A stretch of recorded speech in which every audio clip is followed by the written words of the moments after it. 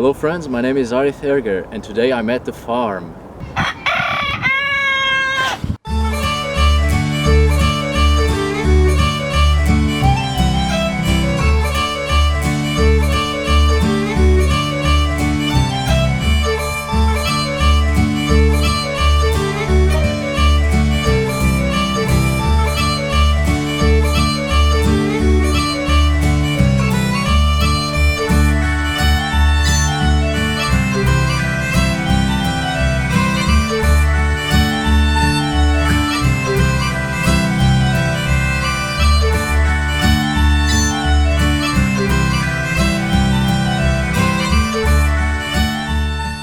The animals are cheerful, the birds are singing and flowers are popping off the ground. The first vestiges of spring are coming, but it's still very cold. This whole atmosphere reminds me of Freyr, and today that's exactly what I'm going to talk about. The norse-germanic deity, the god Freyr. Let's go to a quieter place so my voice won't get muffled by the sound of sheep and goats. Come along friends. Well, hello again friends, let's start where we left off. As I was saying back then, today I'm going to talk about the god Freyr. He was one of the most worshipped gods in the Norse pantheon, the first being Thor. Many people feel both love and respect for this deity. As such, they are more inclined to worship this deity than, let's say, less friendlier deities. Freyr is the Norse-Germanic god of love, sex and fertility, not just fertility of the land, but of animals and of people. He is also the god of peace and order. Freyr belongs to the tribe of gods called the Vanir in Vanaheim. They are the kind of gods more concerned with food gathering of some sort. The main teachings of this deity is that we think about those we love and how we treat them, and also about the food we eat. Nowadays it seems that our food is taken for granted. But let's just think about our ancestors. Food was hard to come by. I mean, fishing, hunting, and even gathering food in the forest was very hard and dangerous, and it depended on the seasons. So nowadays it's just very easy to get food in the supermarket. To our ancestors, food was really something to praise, and it's only natural that food was offered to the gods, especially the gods linked with the harvest and the food growing and hunting, fishing, etc. So in terms of spiritual work, for want of a better word, the offerings to this deity, to Freyr, would be food.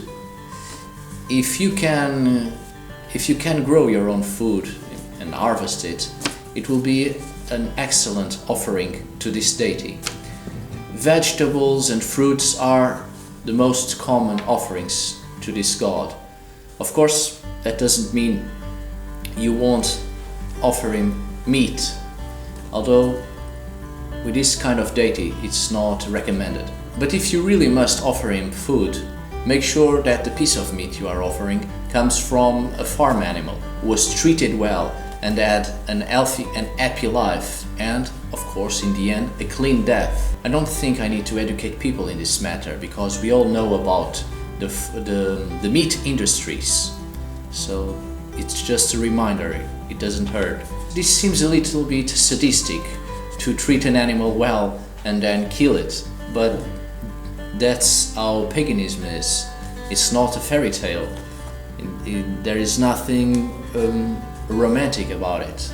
It's art. Animals, farm animals, or just game, and even people were sacrificed to the gods. Of course, nowadays you won't have to do that.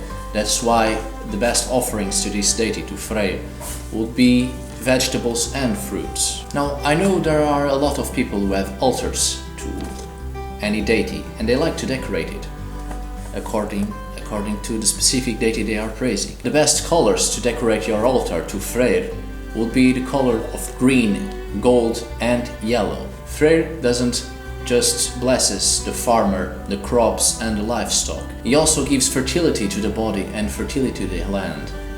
He gives light in the most desperate and darkest moments in your life. It's perfectly understandable why people would worship Frey more than Huden, for example.